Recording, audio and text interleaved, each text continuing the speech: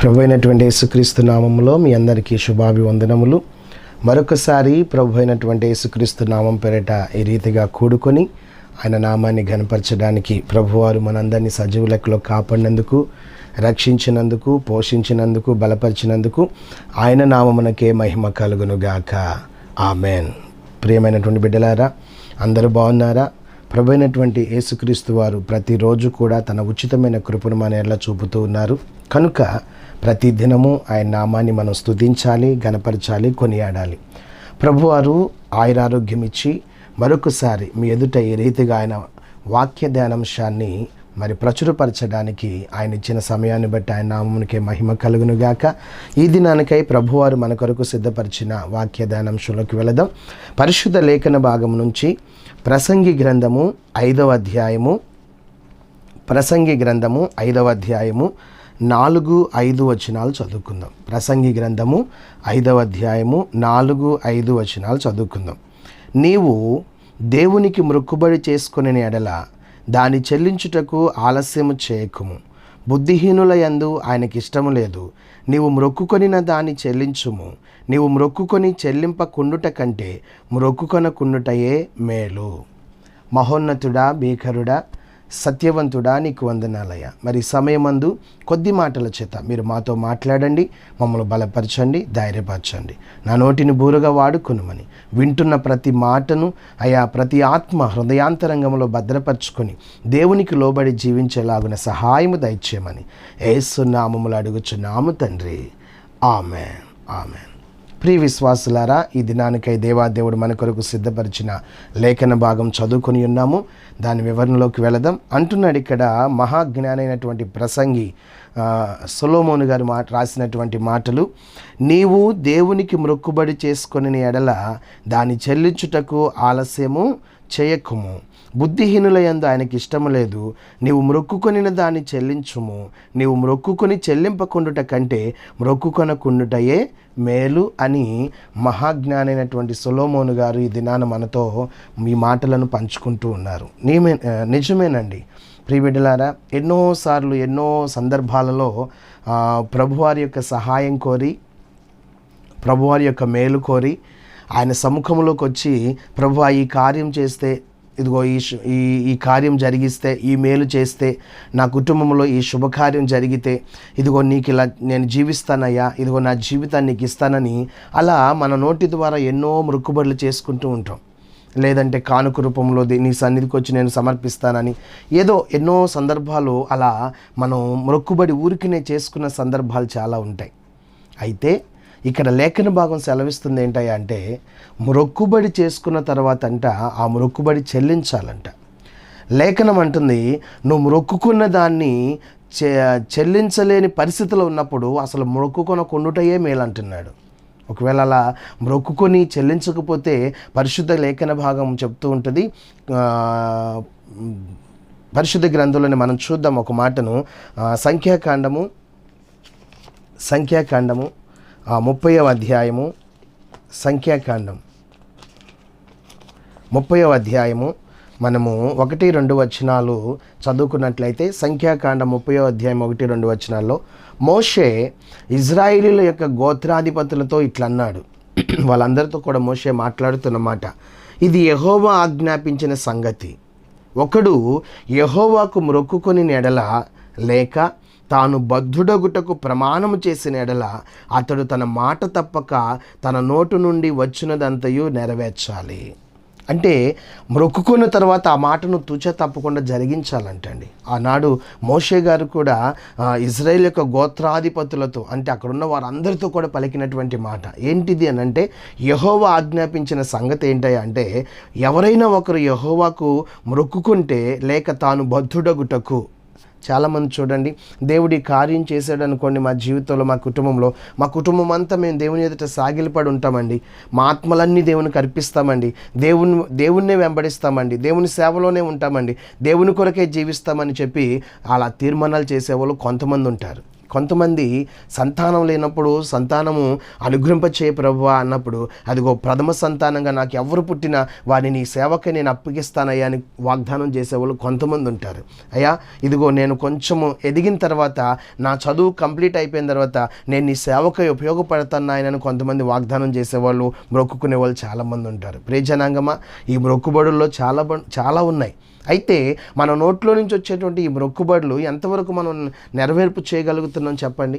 అయితే పరిశుద్ధ లేఖన భాగం అంటుంది, మొక్కుకుంటే ఒకవేళ ఎవరైనా ఒకడు తాను యెహోవాకు బద్ధుడవడానికి అంటే దాసుడవడానికి, తన సేవ చేయడానికి, తన పరిచర్య చేయడానికి, తన సేవా పరిచర్యలో ముందు కొనసాగడానికి ఇగో నేను నా జీవితాన్ని నీకు అర్పిస్తున్నానని ఎవరైనా ఒకవేళ బద్ధుడవడానికి అలా తీర్మానం చేసుకుంటే, ప్రమాణం చేస్తే అతడు తన మాట తప్పక, అంటే నోటిలో నుంచి వచ్చినటువంటి మాట తప్పక తన నోట్లో నుంచి వచ్చిందంతా కూడా నెరవేర్పు జరిగించాలంటండి. నిజంగా ప్రియబిడ్డలారా, దేవుని ఎదుట మనం ఏదన్నా ఒక తీర్మానం చేసుకున్నప్పుడు ఆగి ఆలోచన చేయండి. మనం పుట్టినది మొదలుకొని మనకి అర్థం చేసుకునే మనసు వచ్చిన సమయంలో, జ్ఞానముతో మెలిగే సమయంలో, ఇక ప్రపంచంలో ఏదేనైనా నేను అర్థం చేసుకోగలను, సాధించగలను అనుకున్న ఆ యవ్వన ప్రాయంలోకి వచ్చిన తర్వాత మనం ఎన్నో ప్రమాణాలు, ఎన్నో దేవునికి ఇష్టంగా ఉంటానని సత్య ప్రమాణాలు దేవునితో చేస్తూ ఉంటాం. నా జీవితం నీ కొరకేనయ్యా, నా బిడ్డల జీవితం నీ కొరకేనయ్యా, నా కుటుంబం నీ కొరకేనయ్యా, మన నోటితో ఎన్నో ఎన్నో ఎన్నో ఒప్పుకున్న సందర్భాలు ఉన్నాయి. కానీ అలా తీర్మానాలు తీసుకున్న తర్వాత ఆ తీర్మానాలను ఎంతవరకు వాటిని నెరవేర్పు జరిగించే ప్రక్రియలో ఉన్నాను చెప్పండి. 100% దేవుని సందులో ప్రమాణాలు చేసి మొక్కుబడులు చేసి అలా మొక్కుబడులు చెల్లించిన వాళ్ళు ఉన్నారంటారా? చాలామంది తప్పిపోయిన వాళ్ళు ఉన్నారండి, చాలామంది తప్పిపోయిన వాళ్ళు ఉన్నారు. కనుక ఈ దినాన లేఖన భాగం మనతో చెప్తుంది, నువ్వు నోటి ద్వారా ఏదైనా ఒక మాట మాట్లాడేటప్పుడు సత్యవంతుడైన దేవునితో మాట్లాడుతున్నావని గుర్తు చేసుకో, నిజ దేవునితో మాట్లాడుతున్నావని గుర్తు చేసుకో, యథార్థవంతుడైన రోషము కలిగిన దేవుడైన అలాంటి రోషము కలిగిన దేవునితో మాట్లాడుతున్నామని గుర్తు చేసుకో. కనుక ఒక మాట దేవుని సన్నిధికి వచ్చి, దేవుని పాదాల దగ్గరికి వచ్చి ఒక తీర్మానం తీసుకునేటప్పుడు అది నేను చేయగలుగుతానా, చేయలేనా, నిర్వర్తించగలుగుతానా, నిర్వర్తించలేనా, నెరవేర్పు జరిగిస్తానా, జరిగించలేనా ఆలోచనలోకి వెళ్ళి ఇదైతే నేను చేయగలను అనుకున్నప్పుడు దాన్ని కంప్లీట్గా ప్రభు పాదాల దగ్గర పెట్టి, ప్రభు ఇది నీ కొరకై నేను అంకితం చేస్తున్నానని చెప్పి అప్పుడు తీర్మానం చేయాలి. లేఖన భాగం చెప్తుంది, పెదవుల్లో నుంచి వచ్చిన ప్రతి మాట తప్పకుండా వాటిని ఏం చేయాలంటే నెరవేర్పు జరిగించాలి. ఆలోచించండి, మన విశ్వాస ప్రక్రియలో, మన విశ్వాస జీవన ప్రయాణంలో ఎన్ని ఒడంబడికలు చేసామండి దేవునితో, ఎన్ని ప్రమాణాలు చేస్తుంటాం. ఇలా బ్రతుకుతాను, ఇలా జీవిస్తాను, నీ కొరకే నా జీవితం అంతా నీకు అర్పిస్తున్నానయ్యా, నా కుటుంబం అంతా నీ పాదసేవ చేస్తుందని మనం ఆలోచన కలిగినప్పుడు అలా చెప్పేస్తూ ఉంటాం. కానీ ఒక్కటైనా మచ్చుకైనా దేవునితో మనం ఆ ఒడంబడిక నెరవేర్పు జరిగించుకోగలిగామా, మొక్కుబడి చెల్లించగలిగామా? కానీ మొక్కుబడి చేసుకున్న తర్వాత ఆ మొక్కుబడి చెల్లించాలంటండి. మహాజ్ఞాని సొలొమోన్ గారు యావత్ ప్రపంచానికి బయలుపరిచినటువంటి మాట. ఇక్కడ కూడా మోషే ఇజ్రాయెల్ పెద్దలందరితో కూడా ఆ దినాన యెహోవా ఆజ్ఞాపించిన సంగతిని తెలియపరిచాడు. ప్రతి వ్యక్తి నోటిలో నుంచి వచ్చిన ప్రతీది కూడా ఏం చేయాలంట, ప్రతి ప్రమాణాన్ని, చేసిన ప్రతి ప్రమాణాన్ని వచ్చినదంతా కూడా నెరవేర్పు జరిగించాలి. అప్పుడే దేవుని యొక్క కనికరం మన మీదకి దిగి వస్తుంది. పరిశుద్ధ లేఖన భాగంలో మొక్కుబడి చేసుకుని దీవెన పొందిన వారు ఎవరు ఉన్నారో ఒక ఎగ్జాంపుల్ చూపిస్తాను. మొక్కుబడి చేసుకుని దాన్ని చెల్లించకుండా ఉండటం వల్ల వచ్చిన నష్టమేంటో ఒక ఎగ్జాంపుల్ చూపించి దేవుని యొక్క వాక్యాన్ని మనం ముగించుకుందాం. పరిశుద్ధ లేఖన భాగంలో మనము నోటి ద్వారా ప్రమాణం చేసి అంటే మొక్కుకొని ఆ మొక్కుబడి చెల్లించిన వారిలో మనకు ఒక వ్యక్తి గుర్తొస్తూ ఉంటారు. చూడండి, మొదటి సమూయేలు గ్రంథంలో మనం కొన్ని మాటలు చదువుకున్నట్లయితే 1వ అధ్యాయము మొదటి సమూయేలు గ్రంథము 1వ అధ్యాయము ఇక్కడ ఈ 1వ అధ్యాయంలో మనం చూసుకున్నట్లయితే ఇక్కడ మనకి ముగ్గురు వ్యక్తులు కనబడుతూ ఉంటారు. ఎవరయ్యా అంటే ఎల్కానా ఒక వ్యక్తి ఉన్నాడు. ఆ ఎల్కానాకి 2 భార్యలు ఉన్నారు. ఎవరయ్యా అంటే హన్నా, పెనిన్నా. ఇతను ఎవరంట, మనం చూసుకున్నట్లయితే ఎఫ్రాయిం మన్యమందు రామతయిస్మోఫీము పట్టణపు వాడు ఒకడున్నాడు. అతని పేరు ఎల్కానా. అతడు ఎఫ్రాతీయుడైన సూపుకు పుట్టిన తోహు కుమారుడైన ఎలీహుకు జనమైన యెరోహాము కుమారుడు. అతనికి 2 భార్యలు ఉన్నారు. ఎల్కానాకి 2 భార్యలు ఉన్నారు. ఫస్ట్ దాని పేరు హన్నా, రెండవ భార్య పేరు పెనిన్నా. పెనిన్నాకు పిల్లలు కలిగారు కానీ హన్నాకు పిల్లలు కలగల. అయితే కొంతకాలము శోధన అనుభవించింది. సూటిపోటి మాటలు, ఎన్నో అవమానాలు, ఎన్నో ఇబ్బందులు పడింది, కష్ట నష్టాలు ఎదుర్కొంది. ఆఖరికి భర్తతో కూడా గొడవ దిగింది. ఏంటి నా పరిస్థితి అని చెప్పి మరి దుఃఖించిన రోజులున్నాయి, ఏడ్చిన రోజులున్నాయి, బాధపడిన రోజులున్నాయి. అలాంటి శుభతరుణంలోనంట హన్నా ఒకనాటి దినాన షిలోహులో ఉన్నటువంటి ప్రార్థన మందిరానికి వెళ్ళిందంట. ప్రార్థనా మందిరానికి వెళ్ళి అక్కడ చేస్తున్న ప్రక్రియ మనం చూసినట్లయితే 1వ అధ్యాయము 10వ వచనంలో మనం చదువుకున్నట్లయితే 9వ వచనం చదివితే, వారు షిలోహులో అన్నపానములు పుచ్చుకొనిన తర్వాత హన్నా లేచి యాజకుడైన ఏలీ మందిర స్తంభము దగ్గరున్న ఆసనం మీద కూర్చొని ఉండగా బహు దుఃఖక్రాంతురాలై వచ్చి యెహోవా సన్నిధిని ప్రార్థన చేయుచు బహుగా ఏడ్చుచు, సైన్యములకు అధిపతి యెహోవా, నీ సేవకురాలనైన నాకు కలిగి ఉన్న శ్రమను చూచి నీ సేవకురాలైన నన్ను మరువక నన్ను జ్ఞాపకము చేసుకుని నీ సేవకురాలైన నాకు మగపిల్లను దయచేసిన ఎడల వాని తల మీదికి క్షౌరపు కత్తి ఎన్నటికీ రానియక వాడు బ్రతుకు దినములన్నిటను నేను వానిని యెహోవానగు నీకు అప్పగింతునని మొక్కుబడి చేసుకొనెను. ఆమె యెహోవా సన్నిధిని ప్రార్థన చేయుచుండగా ఏలీ ఆమె నోరు కనిపెట్టుచుండెను. ఏం చేస్తుందంట? తన కలిగిన వేదనంతను కూడా మనుషులు చెప్పుకుంది, బంధువులు చెప్పుకుంది, భర్తకు చెప్పుకుంది. ఎవరి వల్ల ప్రయోజనం లేకుండా పోయిందండి. అందుకని ఎక్కడికి వచ్చిందంట? షిలోహులో ఉన్న ప్రార్థనా మందిరానికి వచ్చి అక్కడ ప్రభు అయినటువంటి పరిశుద్ధ ఆత్మ దేవుని యొక్క పాదపీఠం దగ్గర చేరి అక్కడ తన దుఃఖాన్ని వెళ్ళబోస్తుందన్నమాట. అంటే కన్నీళ్లతో ప్రార్థన చేస్తుంది.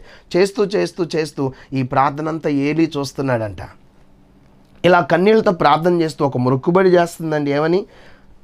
దేవా, నాకు కలిగి ఉన్న శ్రమ ఏంటో నువ్వు చూసావు కదా, నీ సేవకురాలను నన్ను మర్చిపోవద్దయ్యా, నన్ను జ్ఞాపకం చేసుకో. నీ సేవకురాలను నేను ఎందుకు దుఃఖిస్తున్నాను నీకు తెలుసు కదా, కనుక నాకు మగపిల్లను దయచేస్తే ఎన్నటికీ తల మీదకి క్షౌరపు కత్తి రాకుండా వాడిని ఏం చేస్తాను, బ్రతుకు దినములన్నీ కూడా యెహోవానగు నీకే నేనేం చేస్తానంది, అప్పగించేస్తానని చెప్పి మొక్కుబడి చేసుకుందంటే అండి. ఈ ప్రక్రియలో ప్రార్థన చేస్తూ దుఃఖిస్తున్నప్పుడు ఏలీ కనిపెడుతూ చూస్తున్నాడు. మందదృష్టి గలవాడు కనుక, ఏమ్మా అప్పుడే మత్తురాలవై వచ్చావా అని అంటే, అప్పుడు అంటుందామే, మత్తురాలను కాదు ఏలినవాడా, నాలో ఉన్న దుఃఖాన్నంతా నా ప్రభు సన్నిధిలో కుమ్మరిస్తున్నాను. నాకు పలానా సమస్య, ఈ సమస్యకు పరిష్కారం చూపించమని నా దేవుని సన్నిధిలో ప్రార్థించాను. ఆ ప్రార్థన ఆలకిస్తే గనక మొక్కుబడిగా మళ్ళీ నేను చెల్లిస్తానని చెప్పి ప్రభువుతో మనవి చేస్తున్నానయ్యా అనగానే ఆ దుఃఖానికి ప్రతిఫలంగా ఏలీ అన్నమాట, నువ్వు దుఃఖముఖురాలవై ఉండుట మానేయిక, నువ్వు చేసిన మనవిని దేవుడు ఆలకించాడు, మీదిటికి నీ కుమారుడు పుడతాడని చెప్పినప్పుడు ఆమె సంతోషంతో లేచి భర్తను తీసుకుని ఇంటికి వెళ్ళిపోయిందంటండి. అప్పటి నుంచంట అన్న దుఃఖముఖురాలై ఉండటం మానేసిందంట, ఏడవడం మానేసింది. ఎందుకని? ఇచ్చిన వాగ్దానాన్ని వైపు చూస్తుంది, కనిపెడుతుంది, తప్పకుండా నా దేవుడు నా పట్ల కార్యము చేస్తాడనుకుని. అలా సంవత్సరం తిరిగేసరికి చక్కని కుమారుణ్ణి దేవుడు మరి హన్నా కౌగిట్లో ఉంచాడంట. దేవునికి స్తోత్రం. ఎంత గొప్ప దేవుడండి! కన్నీరు తుడిచే దేవుడండి ఆయన, దుఃఖాన్ని నాట్యంగా మార్చే దేవుడండి ఆయన. ఎప్పుడైతే కుమారుడు పుట్టాడో అయితే తను ఒక నిబంధన చేసుకుంది, ఒక మొక్కుబడి చేసుకుంది. మగపిల్లను దయచేస్తే నీ సన్నిధిలోనే నేను ఏం చేస్తానంది, అప్పగిస్తాను అనుకుంది. అయితే ఇక మొక్కుబడి తీర్చడానికి ఎక్కడ వెనుకంజ వేయలేదండి. అదే 1వ అధ్యాయంలో 24వ వచనం మనం చదివితే, పాలు మాన్పించిన తర్వాత అతడు ఇంకా చిన్నవాడై ఉండగా ఆమె ఆ బాలుని ఎత్తుకొని 3 కోడెలను 9 పిండిని ద్రాక్షారసపు తిత్తిని తీసుకొని షిలోహులోని మందిరమునకు తెచ్చాను. వారొక కోడెను వధించి పిల్లవానిని ఏలి యొద్దకు తీసుకుని వచ్చినప్పుడు ఆమె అతనితో ఇట్లా అంటుంది, ఏమనంటే, నా ఏలినవాడా, నా ఏలిన వాని ప్రాణము తోడు, నీ యొద్ద నిలిచి బిడ్డను దయచేయమని యెహోవాను ప్రార్థన చేసిన స్త్రీని నేనే. యెహోవాతో నేను చేసిన మనవిని ఆయన నాకు అనుగ్రహించాను, కాబట్టి నేను ఆ బిడ్డను యెహోవాకు ప్రతిష్ఠించుచున్నాను. తాను బ్రతుకు దినములన్నిటను వాడు యెహోవాకు ప్రతిష్ఠితుడని చెప్పి యెహోవాకు అక్కడనే మొక్కిందంట. దేవునికి స్తోత్రం. అదండి మొక్కుబడి చేసుకుంటే మొక్కుబడి చెల్లించే విధానం. మనం ఎన్నో ప్రమాణాలు చేస్తూ ఉంటాం, ఎన్నో మొక్కుబడులు చేసుకుంటూ ఉంటాం. ఆ మొక్కుబడులు అన్నంట తూచ తప్పకుండా మన నోట్లో నుంచి వచ్చిన ప్రతి మాటను నెరవేర్చాలంట. అది యెహోవా ఆజ్ఞాపించిన సంగతి అంట. అందుకనే మోషే గారు ఇజ్రాయేల్ పెద్దలందరికీ, గోత్ర పెద్దలందరికీ వివరించాడు. ఇక్కడ కూడా సొలొమోను మహారాజు మనతో మాట్లాడుతున్న ప్రసంగి, జ్ఞాని అయినటువంటి ప్రసంగి మాట్లాడుతున్నమాట, నువ్వు మొక్కుబడి చేసుకుంటే చెల్లించేయి. ఒకవేళ నువ్వు చెల్లించలేని పరిస్థితి నీకు అర్థమవుతున్నప్పుడు అసలు మొక్కుబడి చేసుకోకుండా ఉంటేనే బెటర్ అంటున్నాడు. ఇక్కడ హన్న మొక్కుబడి చేసుకుంది. నాకు ఇస్తే గనక నా కుమారుడు నీకే అర్పిస్తాను అనుకుంది. చెప్పింది చెప్పినట్లుగా హన్న ఏం చేసిందంట, తన నిందను తొలగించుకుంది. దేవుడు దయచేసిన ఆ మేలును పొందుకుంది. ఆ మేలును బట్టి మరలా తిరిగి యెహోవా మందిరానికి వచ్చి ఆ మొక్కుబడిని ఏం చేసిందంట, చెల్లించేసిందండి. అందుకనే ఆయన బిడ్డలుగా విశ్వాసంలో వెళ్తున్నప్పుడు మనం కూడా చేసిన ప్రతి మొక్కుబడిని ఏం చేయాలంట, తీర్చాలంటండి, చెల్లించాలి. ఎక్కడ కూడా మనం వెనుకంచి వేయకూడదు. చూడండి ఎంత గొప్ప ప్రవక్త అయ్యాడండి సమూయేలు, ఎంత గొప్ప ప్రవక్త అయ్యాడు. ఆ తల్లి యొక్క జీవితం ధన్యకరం అవ్వలేదా? ఒకవేళ దేవునికి మొక్కుబడి చేసి కూడా చెల్లించుకొని ఉంటే, తన దగ్గరే పెంచితే ఇంక ఎలా పెరిగేవాడో ఎలా ఉండేవాడో మనకు తెలియదు. కానీ దేవునికి అంకితం, దేవునికి అర్పితం చేసింది కనుక దేవుడే తన కనుదృష్టి సమూయేలు మీద ఉంచి చిన్నప్పటి నుంచే సమూయేలును గొప్ప యోధుడిగా పెంచాడు. ఆయన దీర్ఘదర్శిగా, పెద్ద ప్రవక్తగా ఆయన ప్రపంచానికి కానవస్తున్నాడు ఆయన. కనుక హన్న మొక్కుబడి చేసుకుంది, దేవుని సన్నిధిలోకి వెళ్ళి ఏం చేసిందంట, చెల్లించేసింది. అలా ఉండాలి మనం, అలా ఉండాలి. అందుకనే ద్వితీయోపదేశకాండంలో ఒక మాట అంటాడు చూడండి. ద్వితీయోపదేశకాండము 23వ అధ్యాయము, ద్వితీయోపదేశకాండం 23వ అధ్యాయము, ద్వితీయోపదేశకాండం 23వ అధ్యాయం 21వ వచనం అంటున్నాడు, నీవు నీ దేవుడైన యెహోవాకు మొక్కుకొనిన తర్వాత ఆ మొక్కుబడిని చెల్లించుటకు తడవు చేయకూడదు. చాలామంది చేసే ప్రక్రియ ఇదేనండి. నష్టపోతూ ఉంటారు, శ్రమల పాలవుతూ ఉంటాం. ఎందుకంటే చేసింది కూడా కొన్నిసార్లు మనం గుర్తుపెట్టుకోలేం. కనుక ఇక్కడ అంటున్నాడు, నీవు నీ దేవుడైన యెహోవాకు మొక్కుబడిన తర్వాత ఆ మొక్కుబడిని చెల్లించుటకు తడవు చేయకూడదు. నీ దేవుడైన యెహోవా తప్పక నీ వలన దాన్ని రాబట్టుకొనును. అది నీకు ఒకవేళ చెల్లించకపోతే అది నీకు పాపమైద్దంట. అందుకని మొక్కుకున్న తర్వాత మొక్కుబడి చెల్లించాలి. అది ఏ రూపైనైనా సరే, నువ్వు ఏ సమస్య నిమిత్తం మొక్కుకున్నావో, దేని నిమిత్తం మొక్కుకున్నావో ఆ మొక్కుబడి యావత్తు దేవునికి చెల్లించే స్థితిలో ఉండాలంట మనం. కనుక ప్రియ విశ్వాసి, ఎలా ఉంది నీ విశ్వాస జీవితం? నువ్వు దేవునితో ఎన్ని నిబంధనలు చేసావు, ఎన్ని ఒడంబడికలు చేసావు, ఎన్ని మొక్కుబడులు చేసుకున్నావు, ఎన్నిసార్లు మాట ఇచ్చావు నీ సొత్తుగా ఉంటానని. కానీ ఒక్క మాట అయినా, ఒక్కసారైనా మనం నెరవేర్పు జరిగించే స్థాయిలోకి, ప్రక్రియలోకి ఎక్కగలిగామా? ఇది నాన్న దేవుడు అంటున్నాడు, పరిశుద్ధ గ్రంథంలో అంటున్నాడు, నీ దేవుడిని యెహోవాకు మొక్కుకొన్న తర్వాత ఆ మొక్కుబడి చెల్లించుటకు తడవు చేయకూడదు. ఒకవేళ నీ దేవుడు యెహోవా తప్పక నీ వలన దాన్ని రాబట్టుకుంటాడు. ఒకవేళ ఈ ప్రక్రియలో నువ్వు తడవు చేస్తే అది నీకు పాపమైద్ది అంటున్నాడు. కానీ హన్న తడవు చేయలా. ఇచ్చిన దేవుని స్తుతించింది, ఇచ్చిన దేవుని ఘనపరిచింది, ఇచ్చిన దేవునికి సంతోషంగా వెళ్ళిపోయి ఏం చేసిందంట, అర్పించడానికి వెళ్ళిపోయిందండి. ఎందుకంటే తన నిందను తీసేయగలిగిన వాళ్ళు ఎవరైనా ఉన్నారా? దేవుడు తప్ప. తన అవమానాన్ని కొట్టివేసిన వాళ్ళు ఎవరైనా ఉన్నారా? దేవుడు తప్ప. తనకు సంతోషాన్ని కలగజేసిన వారు ఎవరైనా ఉన్నారా? దేవుడు తప్ప. అందుకని దేవుణ్ణి అడిగింది, దేవునికి అర్పించింది. అట్లా ఉండాలండి విశ్వాసులంటే. ఈ దినాన మన విశ్వాస జీవితం ఎలా ఉంది? దేవుని సందులో ఎన్నో తీర్మానాలు ఒకటన్నా మర్చుకోకటన్నా మనం నెరవేర్పు జరిగించగలుగుతున్నామా? హన్న చేసింది అలా. పరిశుద్ధ లేఖన భాగంలో ఇంకో మాట మనం చూసుకున్నట్లయితే అపోస్తుల కార్యముల గ్రంథము రండి. అపోస్తుల కార్యముల గ్రంథము 5వ అధ్యాయము, అపోస్తుల కార్యముల గ్రంథం 5వ అధ్యాయం మొదటి నుంచి మనం కొన్ని వచనాలు చదువుకుందాం. అలా చదివే ముందు కొన్ని మాటలు నేను వివరిస్తాను మీకు. ఇక్కడ పేతురు, యోహాను గారంట అనేకమైనటువంటి ప్రాంతాలు తిరుగుతూ యేసుక్రీస్తు నామమున గొప్ప కార్యాలు, మహిమ కార్యాలు జరిగిస్తూ ఉన్నారు, స్వస్థత కార్యాలు జరిగిస్తూ ఉన్నారు. ఎన్నో ఆశ్చర్య కార్యాలు జరిగినాయి. అలా జరగటం వల్ల కొంతమంది జనసమూహము కొంత విశ్వాసంతో, నమ్మకంతో దేవుని వెంబడిస్తూ వాళ్ళని అంటిపెట్టుకుని ఉన్నారంట. పేతురు, యోహాన్ని అంటిపెట్టుకుని ఉన్నారు. వాళ్ళు వాళ్ళ బోధ యందు నిలుచున్నారు. వాళ్ళు చేసే అద్భుత కార్యాలు చూస్తున్నారు. ఆ చేసిన కార్యాలను బట్టి వీళ్ళ హృదయాలు మారంట. ఒక మాట చదువుకుందాం. 4వ అధ్యాయంలో 32వ వచనం చదివితే, విశ్వసించిన వారందరూ ఏక హృదయమును ఏకాత్మయు గలవారై ఉండిరి. ఎవడునూ తన కలిగిన వాటిలో ఏదియూ తనదని అనుకొనలేదు. వారికి కలిగినదంతయు వారికి సమృద్ధిగా ఉందంట. ఇదియుగాక అపోస్తులు బహుబలముగా ప్రభువైన యేసు పునరుద్ధానమునకు సాక్ష్యం ఇచ్చారంట. దైవకృప అందరి యందు అధికంగా ఉందంట. భూములైనను ఇండ్లైనను కలిగిన వారందరూ వాటిని అమ్మిన అడిగిన వాటి వెల తెచ్చి అపోస్తుల పాదముల యొద్ద పెట్టుచూ వచ్చారంట. అంటే వీళ్ళు చేస్తున్న గొప్ప కార్యాలను బట్టి, వారి జీవితంలో వారు పొందుకున్న మేలును బట్టి, వారికి ఉన్న భూముల్ని, ఆస్తులను కూడా అమ్ముకుంటూ తీసుకొచ్చారంటండి. వారు ప్రతివానికి వాని అక్కర కొలది పంచిపెట్టిరు గనక వారిలో ఎవనికి కొదువలేదు. దేవునికి ఇచ్చటలో ఎక్కడ కూడా కొదువు ఉండదండి. చాలామంది అంటుంటారు దేవునికి ఇచ్చి నష్టపోయామంటారు కొంతమంది. దేవునికి ఇచ్చి ఎప్పుడు నష్టపోరండి. ఇక్కడ ఇచ్చారంట. అప్పుడంట కుప్రలో పుట్టిన లేవీయుడు యోసేపు అని ఒక ఉండెను. అతనికి అపోస్తులు హెచ్చరిక చేయవాడని అర్థమిచ్చు బర్నబా అని పేరు పెట్టారంట. ఇతడు భూమి గలవాడై ఉండి దానిని అమ్మి దాని వెల తెచ్చి అపోస్తుల పాదం దగ్గర పెట్టాడంట.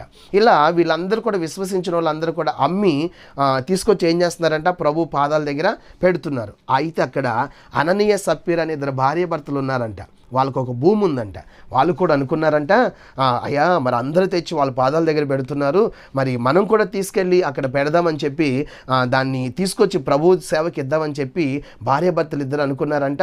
ఆ భూమిని అమ్మి తీసుకొచ్చి అపోస్తుల పాదాల దగ్గర పెడదామని అమ్మారంట. అయితే వీళ్ళిద్దరూ లోపలికి వెళ్ళి చూసుకుంటే ఏం జరుగుతుందంటే, పొలాన్ని చూసినప్పుడు వాళ్ళకి ఏమనిపించలేదు, కానీ పొలం అమ్మినటువంటి వచ్చిన డబ్బులు చూసేసరికి ఆశ పుట్టింది. అరే ఇంతెందుకు వాళ్ళకి ఇవ్వటం అని మొక్కుబడి చేసుకున్నారుగా, అదంతా తీసుకొచ్చి ఇచ్చేద్దామని ఇద్దరు ఏకమై పొలం అమ్మిద్దాం అనుకున్నారంట. మరి అనుకున్నప్పుడు ఇచ్చేయాలి కదా.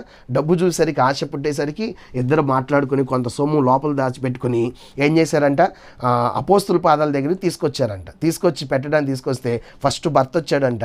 పేతురు అంటున్నాడంట, అయ్యా ఎంతకే అమ్మావా అంటే ఎంతకే అమ్మాను అన్నాడంట. వెంటనే అక్కడికక్కడే పడి చనిపోయాడంట అండి. ఆయన తీసుకెళ్ళిపోయారు పాతి పెట్టడానికి. భర్త చనిపోయాడని ఎరగక మళ్ళా సప్పీర వచ్చిందంట. బయటకు వచ్చినప్పుడు ఏమ్మా ఇంతకే అమ్మారా అని అంటే ఇంతకే అమ్మేమన్నంట.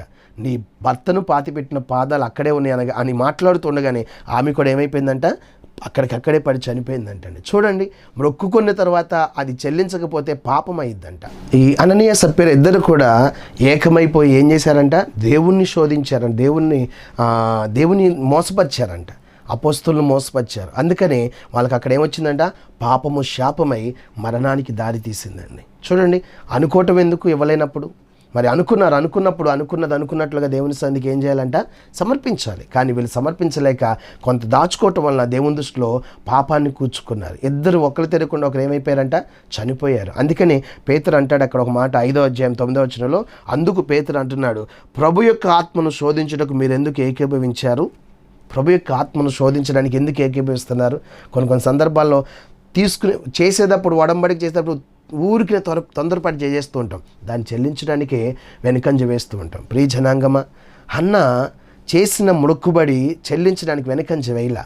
కానీ ఇక్కడ అననీయ సప్పీర చేసిన మొక్కుబడిని చెల్లించడానికి వెనుకంజ వేశారు. ఎందుకంటే వాళ్ళ ఆత్మ, వాళ్ళ శరీరము లోకానుసారంగా ఆలోచించి దేవుని దగ్గర పెట్టడానికి కూడా ఇష్టపడకుండా దేవుని శోధించడానికి సిద్ధపడ్డారు. అందుకనే శాపము, పాపము చుట్టుముట్టి మరణానికి దారితీసింది. ఇది దేవుని బిడ్డలుగా ఉంటున్న మనందరం కూడా ఎన్నో మేళ్ళు పొందుకుంటున్నాం, ఎన్నో ఉపకారాలు దేవుని సందులోంచి పొందుకున్న మనం ఏం చేయాలంట, ఆయన ఇచ్చిన కొలది మనం దేవునికి ఏం చేస్తూ ఉండాలంట, మొక్కుబడి చెల్లిస్తూనే ఉండాలండి. అందుకని కీర్తనకారుడు అంటాడు ఒక మాట, చూడండి, కీర్తన గ్రంథము 50వ అధ్యాయం 14వ వచనం అంటాడు, దేవునికి స్తుతియాగం చేయి, మహోన్నతునికి నీ మొక్కుబడులు చెల్లించు. ఎందుకు? ఆయన సమృద్ధిగా నిన్ను పోషిస్తున్నందుకు, ఆరోగ్యం ఇస్తున్నందుకు, కాపాడుతున్నందుకు, సంరక్షిస్తున్నందుకు, అడిగినవన్నీ ఇస్తున్నందుకు ప్రతి దినము స్తుతియాగం చేయాలంట. ఇది దేవుడు అడిగేది, అదే మొక్కుబడి. మన నోటి ద్వారా ఆయనకి స్తుతి చెల్లించటం, ప్రార్థించటం, ఆయన దైవ భయం కలిగి ప్రవర్తించటం, ఈ లోకంలో జీవించటం, అదే కదా దేవుడు అడిగేది మనల్ని. మొక్కుబడులు చెల్లించు. ఏంటా మొక్కుబడి? ముమ్మారు ప్రార్థన చేస్తానని మొక్కుకుంటావు, చెల్లించు దాన్ని, వెనుకంజ వేయమాక. దేవుని యొక్క దృష్టిలో శాపం తెచ్చుకోకూడదు. కనుక ప్రియ జనాంగమా, నువ్వు చెల్లించగలిగితేనే దేవుని దృష్టిలో ఏం చేయాలంట, మొక్కుబడి చేసుకోవాలి. ఒకవేళ అలా లేని దినాన మొక్కుబడి చేసుకోవద్దు. ఈ దినాన దేవుడు అంటున్నాడు, మనతో మాట్లాడుతున్నాడు సూటిగా. ఎన్నిసార్లు ఒడంబడిక చేశావు? ఎన్నిసార్లు మంచిగా, నీతివంతుడుగా, యథార్థవంతురాలుగా బ్రతుకుతానని, అబద్ధాలు ఆడినని, దొంగతనాలు చేయనని, వ్యభిచరించనని, మోసకరమైన జీవితం నుంచి సత్యమైన మార్గంలోకి నడుస్తానని ఎన్నిసార్లు దేవునితో నిత్య నిబంధన చేశాను చెప్పండి. కానీ ఒక్క మాట అయినా దాన్ని నెరవేర్పు జరిగించే స్థాయిలోకి వెళ్ళామా? ఇది నా దేవుడు మరొక అవకాశాన్ని మనకిస్తున్నాడు. కనుక ఒక మొక్కుబడి చేసుకుంటే దేవుని సందులో ఆ మాటకు కట్టుబడి ఉండాలి. అప్పుడే దేవుడు మనల్ని ప్రేమిస్తాడు. ఇక్కడ చూడండి, హన్నా మొక్కుబడి చేసింది, మొక్కుబడిని చెల్లించింది. అననీయ సప్పీరా మొక్కుబడి చేశారు, చెల్లించడానికి వెనుకంజ వేశారు. చూసారా, మరణానికి దారి తీశారు. ప్రియజనాంగమా, ఈ లోకంలో మనకు అన్ని దేవుడు సమృద్ధికి ఇస్తున్నాడు కనుక తిని బ్రతుకుతున్న మనం దేవునితో ఏదైనా ఒక ఒడంబడిక చేసుకున్నప్పుడు దాన్ని చెల్లించడానికి వెనుకంజ వేయమాకండి. హృదయపూర్వకంగా చెల్లిస్తూ దేవుడిచ్చే ఇంకా ఆశీర్వాదాలను అనుభవించడానికి మనందరం కూడా ముందుకు వెళదాం. దేవునికి స్తుతియాగం చేయండి, ఎల్లప్పుడూ కూడా మొక్కుబడులు చెల్లించండి. ప్రభు యొక్క ఆత్మను శోధించకూడదు, ప్రభుకి ఆత్మను సంతోషపరిచే బిడ్డలుగా ఈ లోకంలో మనం జీవిద్దాం. దేవుడి మాటలు దీవించి ఫలింపచేయనుగాక.